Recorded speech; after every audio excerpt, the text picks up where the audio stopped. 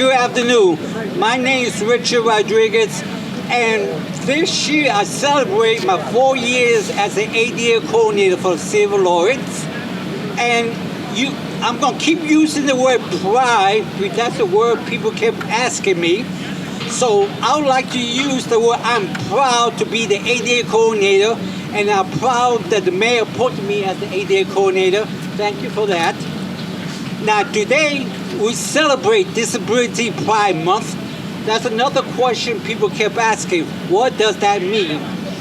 This is what it means. It's a time to recognize the achievement, identity, and contribution of people with disability. So it's a time for us, people with disability, to be proud of who we are. We may be disabled, but we're able to function and work similar to any other people. Another word that people kept asking me is, what does pride mean? Some people use that in a negative way, but pride is a very positive word. I look up in the dictionary, and it says, in relation to disability, pride is not something to be ashamed of. In other words, just because you're disabled, you are not ashamed to be disabled. You have pride. It's about identity with self-respect, dignity, and confidence. I, as a disabled, I have a lot of self-respect to myself. I have a lot of ability, and I'm proud to say for the last 20 years, this year I also celebrate 20 years as a practicing attorney. Now, a lot of people criticize us. Why you pick those colors, those fancy colors? Why not have one color? First of all, I'd like to emphasize Disability Pride Month is a national event. This is celebrated everywhere in the United States. Recently, this was celebrated in North Andover and other places in Massachusetts. So it's a recognized state event, country event. Now these are the colors that people kept asking me. Why you pick red? Well, first of all, I did not pick red. Somebody with authority about disability picked those colors. Red represents physical disability. So if you see the red, it means physical disability. If you see gold, which you can see from the flag, gold means cognitive and intellectual disability. White represents invisible, non-apparent disability. That's me. A lot of people will not know I'm disabled by looking at me. Sometimes you can tell I'm disabled the way I talk or speak fast, slow, or not able to speak at all. Now the blue stands psychiatric and mental health disability. That's blue. Green represents sensual disability, like blind. So all this color means something. So the purpose we have in this event is to educate the public. What does Disability Month mean? What does the flag represent? What does the color represent? So hopefully you have learned something today. I'm going to conclude. The rain's going to beat me out for my 45-minute speech, so I'm very disappointed. But I'm going to eat, I promise, once I'm in office, I'm going to eat my 45-minute speech to everyone. Okay. Make the promise, yes. Now, it's without, at this time, it's my pleasure and honor to recognize the Honorable Brian Teprena, who have been a strong supporter of disability rights. I would like to add, disability rights been around for 20 years, but in Lawrence, this is our third time. Now, if you count the year 1, Brian Teprena, year 2, Brian Teprena, year 3, Brian Teprena. For that, I'd like to thank you for your support. Thank you.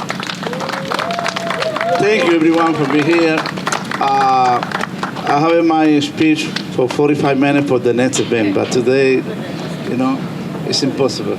I want to say thank you for support the whole community, the Salvador. Everybody know in the community how my daughter is special. I say everybody, this is my special daughter, And I want to say thank you, Richard, because Richard, when he started in this position, he looking for everything that community need.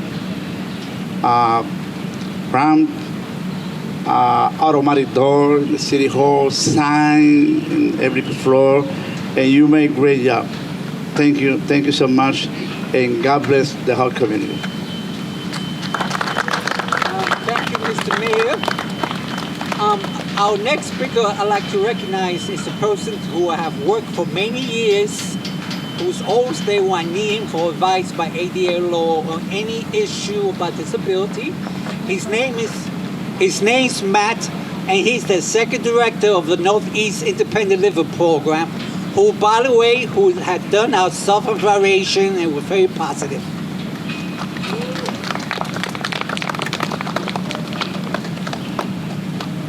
I'll try to go quick with the rain coming. I just want to thank Richard and Joan and the Commission on Disability and the mayor for holding this event. It says something when a community recognizes this month, coinciding with the anniversary of the signing of the Americans with Disability Act. It is important that more communities do this. Many don't, and they should. So I commend Lawrence and its officials and its community for doing so. I thought I would share a little bit about my journey with disability and disability pride. Disability pride was not a concept that I understood early in my life growing up as a person with a disability.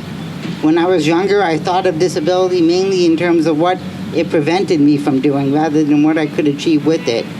I couldn't play hockey with my brothers. I couldn't go to my friend's house after school because of stairs in their home. I was also worried about being a bother and a burden to others, especially my family and friends. So disability was something I actually tried very hard not to be identified with early on. But along the way, it gradually occurred to me that focusing on the adversity my disability presented, caused me to overlook things that I could achieve with it, as well as qualities it provided me that helped me throughout my life. When you have a disability, you get used to things not being perfect. As a result, you don't always sweat the small stuff. Because the world isn't always set up for you, you quickly learn to adapt to new environments and be flexible. You also encounter the best in others. Almost always, people go out of their way to offer assistance when they realize you need it. Most of the time, you don't even have to ask for it. Whether it's holding a door or reaching something too high or low, or simply offering a hand in any way needed. It also led me into a career I truly enjoy, which is using my lived experience with disability to advocate for others and leading people with and without disabilities at NALP. Like many Pride events representing different communities, you realize this isn't only about the individual, it's about the collective community. It's the same community that came together in the 1960s and 70s to begin pushing for equal rights and inclusion in society for people with disabilities. They continued that work over the following decades, eventually helping secure the passage of the ADA in 1990. It wasn't until I became involved in the independent living movement and disability rights and learning stories of those in our community who struggled to achieve access many of us take for granted that I truly understood disability pride. Taking for granted things like that a city hall has a ramp or that an elevator button has Braille on it, or a student with a learning disability can request extra time to take a test. These rights would not have been possible if it weren't for people like Ed Roberts, a young man and polio survivor who advocated with his university in California to be admitted to school and later live on campus like other students in the 1960s. If it wasn't for a group of disability advocates in the 1970s that staged sit-ins in federal buildings for 25 days to get Section 504 regulations signed into law that guaranteed rights and prohibited discrimination for programs that had federal funding. These stories opened my eyes to the idea that disability is not something you should hide or hope no one notices. but that we have the right to be included. It's on insisting on that right, even when society, intentionally or not, throws up roadblocks to access. And that's also an expression of disability pride. Disability pride is a mother fighting with the school to make sure her child with special needs receives the support they need and are entitled to. Disability pride is a deaf resident insisting that their municipality provides an assisted listening device at a town meeting. Disability pride is educating a restaurant that while they might have a no pet policy, their service dog is allowed in the establishment. And disability pride is being included. Disability pride is being heard. Disability pride is knowing you have value and worth. And disability pride is not letting others tell you that isn't so. So thank you all for hearing me today and celebrating Disability Pride Month here in Lawrence.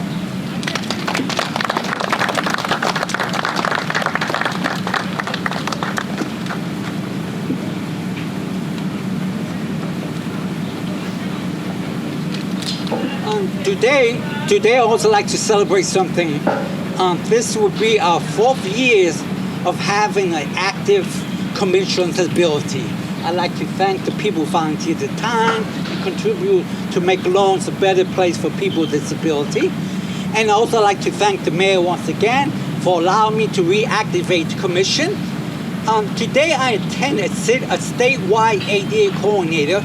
One of the number one problem other municipalities have, they don't have no commission. But guess what?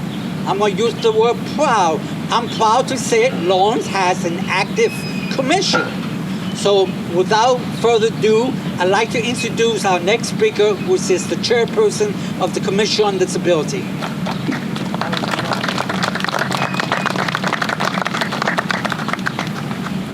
I can't really follow Matt. The only thing that I was going to say was thank you for coming.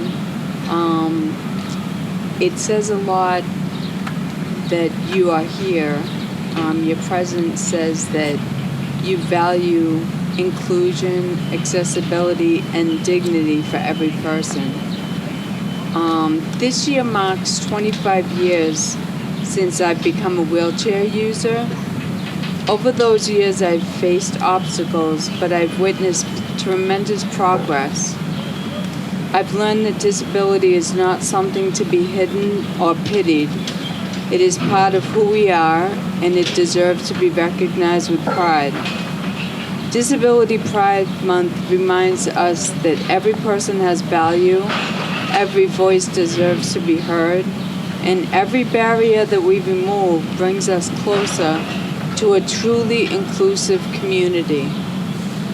Together, let's continue working to make Lawrence a city where everyone has an opportunity to participate, contribute, and thrive. And thank you for being here and standing up for the disability community today.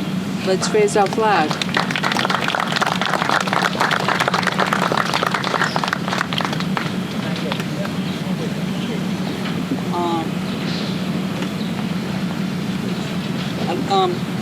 The mayor mentioned that we have made a lot of improvement of City Hall, which is true, but I have been involved as a disability rights for over 20 years in Lawrence and was the chairman of the Commission on Disability. One of the struggles I have with other persons, I'm not going to give names, was they did not allow me to apply for grants or search for money to make Lawrence a better place. But this particular mayor, every time I asked him for consent, let me write a grant to improve City Hall, he said, go right ahead. So we got the grant, close to $250,000. Lawrence City Hall is a better place to work and live. Once again, second time, the Lawrence Library, let me write this grant, improve the Lawrence Library. He said, yes, go ahead. We got another close to $250,000. He gave me the ability for me to perform my function as the ADA coordinator. For that, I'm thankful. But I also like to be thankful to the Commission on Disability, the state delegation, particularly Frank Moran, Estela Reyes. I'd also like to thank the City Council, who's always there to approve the grant. We have Estela, Selena Reyes. Then, then we got Miguel Franklin, who, by the way, as a DPW worker, he did a lot of study improving City Hall to be ADA compliance. And at this time, we have we got Anna Levy, who was our first speaker when we did Disability Month in October. That was never done before either, but under the mayor, we had done that for 4 years already. So thank you again for all your support.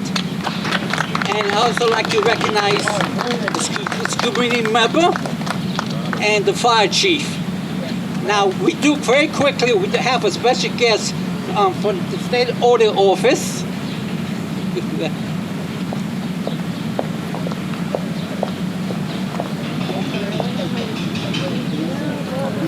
Thank you, everybody. Thank you, everybody. I'm here with the State Auditor's Office. My name is Deja. Thank you all so much for having me. This is an incredible event. I have an official citation here to the City of Lawrence in recognition of your commitment to honoring the history, achievements, and contributions of people with disability. Thank you, Lawrence, for all that you do.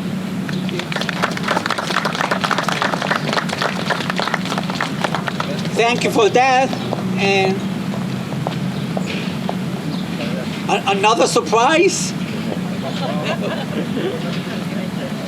It's another recognized, another certified the City of Lawrence, your collaboration for the whole community and include the whole staff doing the job because nothing is possible doing for one person. When somebody have a create opportunity or moves any project forward, it's because behind or maybe nets have good team. I want to recognize. Don't open because great. So like the mayor said, this is not one person, this is not me, despite I'm very knowledgeable, but it's a village, and this is the village. You got the commission, you got the mayor, you got state delegation, you got the Lawrence City Council, you got the fire chief. Every time I need something, he's there to help. So once again, thank you for showing up, and we are ready to raise our flag.